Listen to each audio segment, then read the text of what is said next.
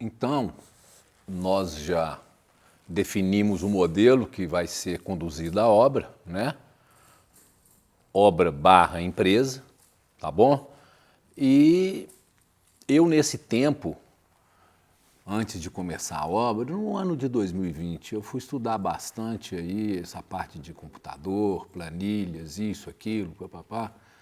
E nesse inteirinho aí, eu fui entender o que era realmente um OneDrive e o Google Drive. Até então eu não entendi, 2020, tá? Na hora que eu entendi a ferramenta, eu pensei no seguinte aqui, olha, essa ferramenta pode ser a interface do home office, que sou eu, com a obra, né? Ali a gente pode fazer essa interface. Agora, como é que vai funcionar? Aí eu comecei a pensar, é o seguinte, a vida inteira eu sempre tentei ser o mais organizado possível. Então, dentro da minha empresa, eu sempre pedi para as pessoas responsáveis procurar maneiras de ser mais ágeis, de ser mais efetivas e tal. E com isso, nós fomos criando uma biblioteca de procedimentos e de planilhas que foram desenvolvidas dentro da empresa, tá? Que esse conjunto poderia ser um drive para que eu fizesse essa interface da obra com o home office. Então a ideia é a seguinte, eu pensei numa obra. O que uma obra precisa de ser armazenado? Que tipo de documento, que tipo de planilha que eu posso ter, etc e tal, de ordem cronológica, do início ao fim de uma obra, que tipo de informações que eu possa colocar, de planilhas e de controles que eu possa colocar dentro desse drive, para que a gente seja o mais efetivo possível. E aí eu comecei a pensar, e eu bolei o seguinte drive, tá bom? Vamos pensar aqui comigo. Quando um cliente chega para você e pede para você fazer um orçamento, ele vai te entregar alguns projetos. Geralmente esses projetos são os preliminares.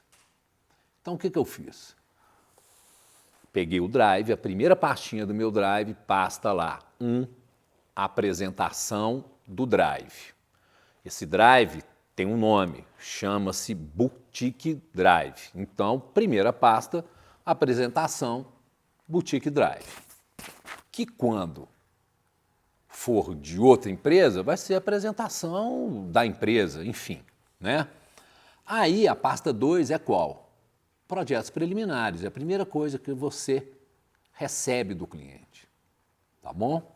Então, você tem essa pasta, você recebe os projetos e arquiva nessa pasta. Pasta 3, planilha da área equivalente. Ô Estevam, o que é área equivalente? É interessante que pouca gente conhece isso. Por que eu coloquei isso logo em cima? O que tem acontecido muitas vezes em concorrências que a minha empresa é chamada? As pessoas entram em contato e pedem um orçamento.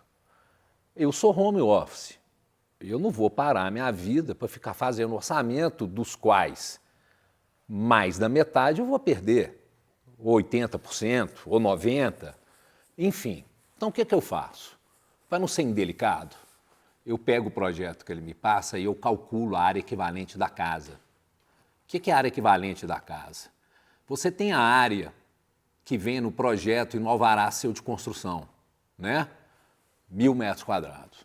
Então, o cliente geralmente é informado pelo arquiteto, seja lá quem quer que seja, que a casa dele tem 1.000 metros quadrados de alvará. E se esse cliente ele está na cabeça que o metro quadrado é X mil reais, vamos supor 5 mil reais, ele está achando que a casa dele vai custar 5 milhões de reais, beleza? Aí eu entro com a área equivalente. O que é a área equivalente? Eu chamo de democratização das áreas. Por quê? Porque a piscina não está na área de alvará e custa dinheiro. O spa não está na área de alvará e custa dinheiro. A laje plana, que está lá em cima, impermeabilizada, de cobertura, tem impermeabilização. Ela tem aquecimento solar lá de banhos, ela tem energia fotovoltaica, isso custa dinheiro, tem que ter um sem de custo. Não tem. Então, o que eu faço? Por exemplo, a piscina, se eu for colocar na ponta do lápis, a piscina não pode, o peso dela não pode ser 100% não. Ela tem que ser mais, mas eu coloco 100%. As áreas, salas, banhos, etc., as áreas internas da casa são todas 100%. Aí você tem a laje plana impermeabilizada. Se você tem 1.000 metros de laje, a minha conversão é que em vez de 1.000 metros é 15%. Então são 150. Jardim. Ô, gente, jardim, terra vegetal é muito caro. Paisagismo é muito caro. Irrigação. Então isso custa dinheiro. Tem que ter um sem de custo para ele. Então você pega a área de jardim que não seja em cima de laje, tá? Essa que é em cima de terreno natural, você coloca de 10% a 15%. Se for em cima de laje, 60% a 65%. Entendeu? Então eu democratizo isso. O que acontece? Na hora que eu faço esse cálculo, esses 1.000 metros de área de alvará vai virar 1.300. 1.300 e alguma coisa, enfim. Aí eu chego para o cara que quer que eu faça o orçamento para ele e gaste o meu tempo, chego para ele e falo assim, olha, eu fiz um cálculo aqui, sua casa não tem 1.000 metros, ela tem 1.300, ela não vai custar 5 milhões, ela vai custar 6,5. Nessa hora, você olha para a cara do cidadão. Ali você sabe, você vai perder o tempo fazendo o orçamento para ele, ou ali você agradece, porque você tem a certeza absoluta que ele não vai fazer. Então isso é um atributo que a gente usa para não perder o nosso tempo, cara. Nosso tempo é caro. Tá bom? Então veja bem, passamos pela área equivalente, deu beleza? Tá. Aí nós vamos para a pastinha do orçamento, que é a 4. Você abre a pasta do orçamento, tem lá uma planilha de orçamento, um programa de orçamento que você vai fazer o seu orçamento dentro dela. Então, olha bem, pasta 2, uma pasta de arquivamento. Pasta 3, uma planilha de área equivalente. Pasta 4, uma planilha de orçamento, que vem descrição, vem planilha, vem levantamentos, cálculo. A 4 é de orçamento, que vem uma planilha de orçamentos, que ali engloba a montagem do seu orçamento, da planilha, todas as composições de custo, tá? E engloba também os levantamentos quantitativos. Então, dali, você já sai com o seu preço. Tá? Fez o orçamento, nós temos que fazer uma proposta para o cara. Então, você entra na pasta 5 e tem um modelo de proposta comercial para você fazer. Fez o modelo, fez a proposta, colocou junto com o orçamento, cliente deu ok? Ótimo. Vão fechar o contrato? Vão. Contratos, pasta 6. Você entra na pasta 6, aqui nós temos 13 tipos de contratos. Entendeu? De todos os tipos que você puder imaginar que são úteis para esse tipo de obra. Então você entra aqui na pasta 6, pega o contrato que é por administração, manda para o cliente vai fazer ponderações ou não, assina-se o contrato. Pasta 7, imagens arquitetura 3D. Por que eu coloquei essa pasta logo depois da assinatura do contrato? É o seguinte, isso daqui é experiência minha. Se você pega um 3D, você vai entender essa obra muito melhor, cara.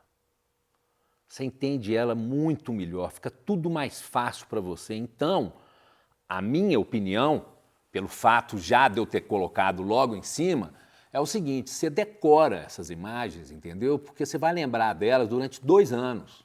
Elas vão te balizar para muita coisa.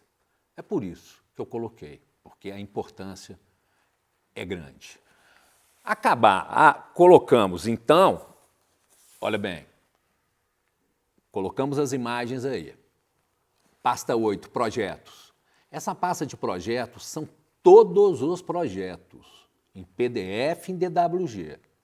Só de projeto complementar de uma obra dessa, tem mais de 18 projetos complementares. Aí você pega o de arquitetura, que tem detalhamento de tudo. Está tudo aqui, em PDF e DWG.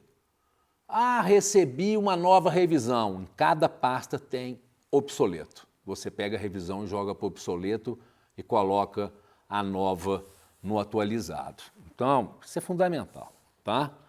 8. Pasta 9, documentação de obra. Essa documentação de obra, você abre a pasta, vai ter 15 tipos, tá? Então, é tudo que precisa de uma obra, para uma obra rodar, tá? Então, tá tudo aqui. Pasta 10, documentação do proprietário. Tudo vai ser faturado em nome dele. Então, nós temos que ter, minimamente, algum tipo de documentação para que a gente possa faturar, né? Então, gente, recapitulando aqui, tá? Ó, pasta 2, arquivamento. 3, cálculo, planilha, área equivalente. 4, cálculo, planilha. 5, informação. 6, informação. 7, arquivamento. 8, arquivamento. 9, arquivamento. 10, arquivamento. Por que eu estou falando isso? A cidade tem todas as informações que não são informações assim só de um tipo. A gente tem informação, a gente tem arquivamento, a gente tem planilha. Então, funciona. Aí, gente, olha bem. Olha bem a nossa cronologia. Já estamos com as imagens, os projetos, a documentação de obra está na mão, a documentação do proprietário na mão, vão começar a obra? Vão, beleza. O que nós temos que ter? Diário de obra. Não é? Então, aqui nós temos a planilha do diário de obra. Está aqui prontinho para ser diariamente colocada todas as informações com 4 fotos, todo santo dia, sem exceção. Essa obra que nós estamos estudando aqui, eu tive 511 diários de obras com 4 fotos. Faz as contas, mais de 2.000 fotos. É isso aí, tá? Por que 511? Foram os dias trabalhados na obra. Tá bom? Então, aqui nós temos diário de obra. Tem que pegar e fazê-lo. Simples. 12, controle de custo, orçado realizado. Aqui é o seguinte, a gente pega a planilha válida de orçamento e lançamos nessa planilha aqui de controle de custo. Essa planilha de controle de custo, uma vez que você lançou o orçamento nela, ela já remete para uma outra planilha de orçado realizado. Tá bom? E aí, como é que você vai alimentá-las? Cada nota fiscal que você pega na obra, você vai pegar dentro dessa planilha de controle de custo, tem uma outra planilha que é a entrada de notas fiscais. Ali você vai colocar todos os dados das notas fiscais, inclusive em qual subitem do orçamento que aquela nota fiscal ou aquele material que consta na nota fiscal, uma nota fiscal pode ter 3, 4, 5 subitens de orçamento, faz parte aquela nota fiscal. Na hora que você coloca o subitem, ele subtrai na planilha orçado realizado e te dá todas as informações disso. E, uma vez você preenchendo essa planilha de dados de notas fiscais, você automaticamente, você já alimenta a planilha que eu chamo de consolidado, que é a previsão de despesas. Já sai automático. Então, o seu financeiro é só lançar as notas fiscais. A planilha sai pronta, você pega o único papel que fica em obra, além de projeto, são as notas fiscais físicas, que nós enviamos para o cliente, além de online, nós enviamos também fisicamente. Tá bom? Então, meu contas a pagar está resolvido. E a prestação de contas? A prestação de contas é o seguinte, eu mando para o meu cliente tudo, quem paga é ele. Vou prestar contas do que ele pagou, né? Então, já está prestado. Simples. Mas funciona? Lógico que funciona. Pô. Funciona comigo com obra acima de 20 milhões, por que não vai funcionar? Né? Sabe o que é? O simples funciona, viu? Gente, a pasta 13 é a pasta de arquivamento dos consolidados, porque o consolidado ele é gerado no controle de custo, na planilha da pasta 12. Uma vez que esse consolidado é gerado, então eu coloco consolidado 1, data tal, nós mandamos 2 consolidados por mês para os nossos clientes. Consolidado 1, vamos supor, dia 30, consolidado 2, dia 15. E em cada pastinha dessa de consolidado entra a planilha de consolidado, o PDF que foi gerado na pasta 12, entram todas as notas fiscais. Cada nota fiscal tem uma pastinha em separado, que na hora que você abre a pasta tem a nota fiscal e o boleto. Tá bom? E para os pagamentos que vão ser feitos via Pix ou depósitos, nós mandamos um terceiro arquivo que só vem com essas informações, para quem vai depositar e quanto. Pegamos isso, mandamos para o cliente, ele paga e pronto. Tá bom? Geralmente nós mandamos isso uma semana antes do dia de pagamento, porque se houver alguma dúvida, a gente resolve nessa semana. Tá? Pasta 14, cronograma físico e financeiro. Essa pasta contém o seguinte, contém uma planilha que eu chamo de cronograma macro, tá? Que divide a obra em 4 fases. É para quê? Para a gente ficar esperto nessas datas, essas datas finais que nos importam no finalmente. O que vai acontecer? Até chegar nessa data com a tarefa pronta, você muda de rota à medida que for necessário. Mas você sabe o dia que você tem que entregar. E tem uma outra planilha que eu utilizo muito nos últimos meses de obra, que eu chamo de atividades a executar. Que é o quê? Eu pego de cômodo por cômodo, planilho tudo que está faltando, de cômodo por cômodo, e faço um acompanhamento diário disso. A última que eu peguei, na hora que eu acabei de planilhar, tinha mais de 1.100 itens. E eu fiz o acompanhamento diário. E deu certo. Tá bom? Pasta 15, compras. Compras é aquela história que eu falei com vocês. Nós temos aqui a plataforma que nós terceirizamos para insumos e temos também os prestadores de serviços, os grandes contratos, que aí nós fazemos dentro da obra lá com esse pessoal. Eles vão lá, pegam, olham o que é e dão o preço deles e a gente faz aquela conciliação. Além disso, nessa pasta, é interessante, tem gente que fala que eu sou meio louco, sabe? Mas essa pasta é o seguinte, cada nota fiscal que entra na obra tem uma pasta. Dentro dessa pasta você tem que ter a coleta de preço, a ordem de compra, a nota fiscal. Dentro, entendeu? E aí, as obras acabam, tem 2.000, 3.000 notas fiscais, tem 2.000, 3.000 pastinhas. Assunto cerrado, tem que ser assim, tá? Ninguém sabe o dia de amanhã, nós temos que nos resguardar, e não é difícil fazer isso. Tá bom, gente? Então, a pasta de compras é essa simplicidade. Empreiteiros. Empreiteiros é a pasta mais chata que tem nesse drive. Por quê? Recursos humanos, né? Então, você imagina bem, vamos tomar como exemplo uma empresa X, tá bom? Então, você contrata essa empresa X. Antes de você contratar, ela vai ter que te dar contrato social, CNPJ, algumas certidões negativas, que não dá para pedir tudo, senão não vão dar conta, entendeu? Todos os treinamentos. Então, primeira fase, documentos da empresa, tá bom? Passou? Contrato assinado? Ótimo. Segunda fase, funcionário CLT dessa empresa. Então, para cada funcionário, você vai ter que ter, primeira coisa, a ficha de inscrição. Ótimo. O xerox da carteira de trabalho dele. Beleza. Mensalmente, você vai ter que fazer o quê com esse funcionário?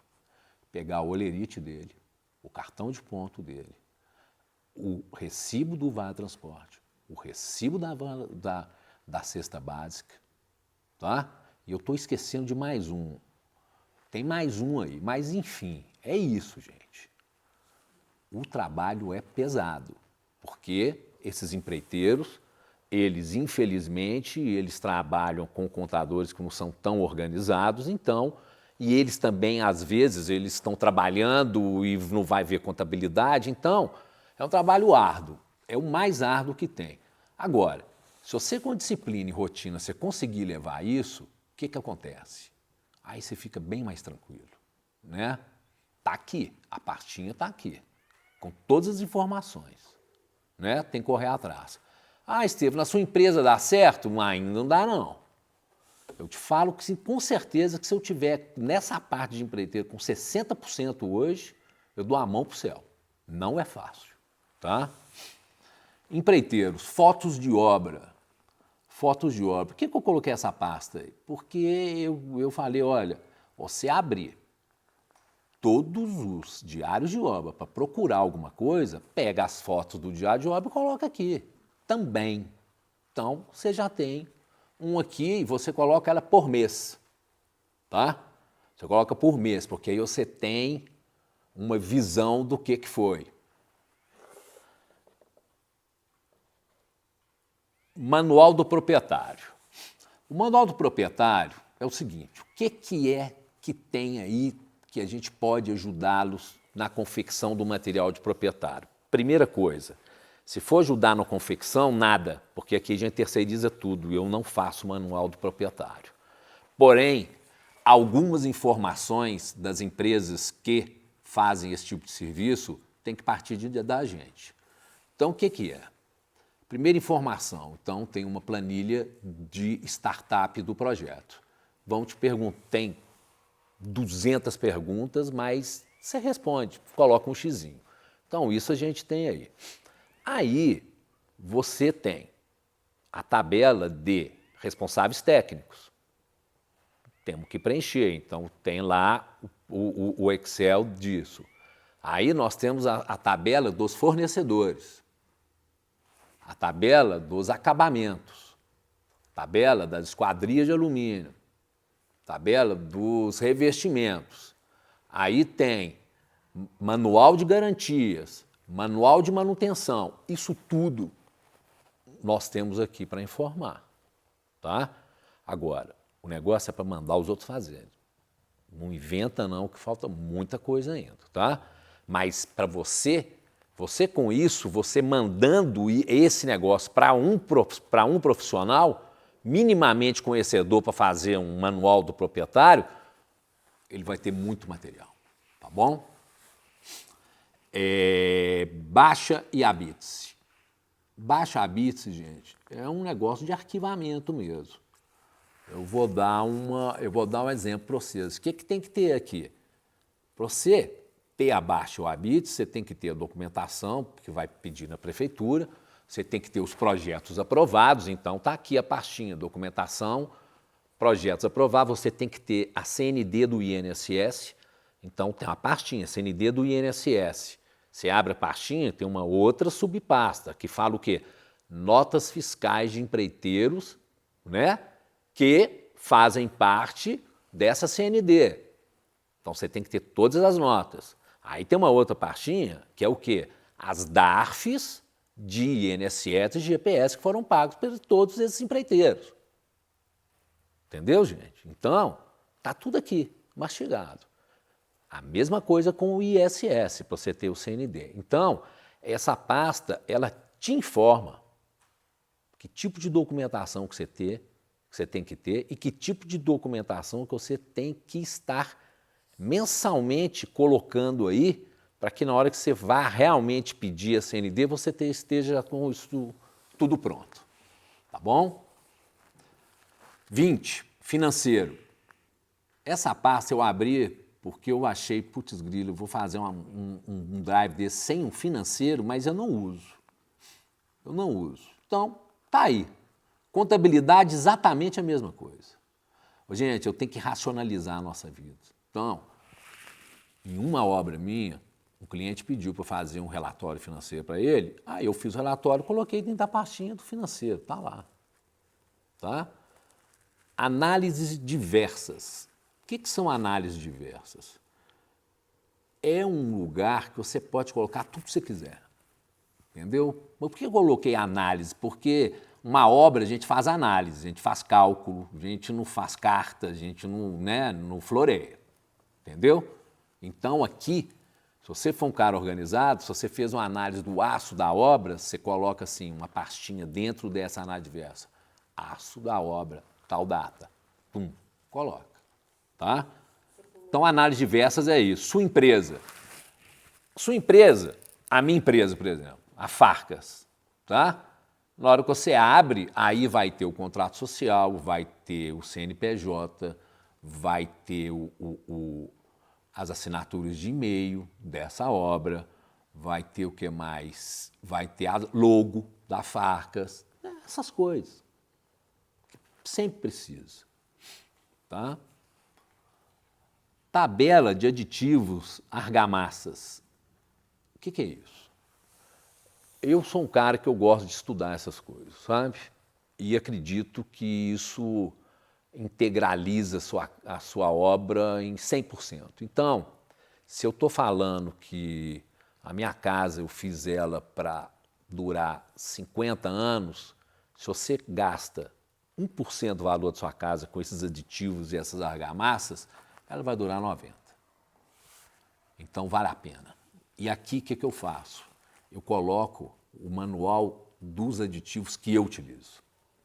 Porque eu não vou falar de nada que eu não uso. Entendeu, gente?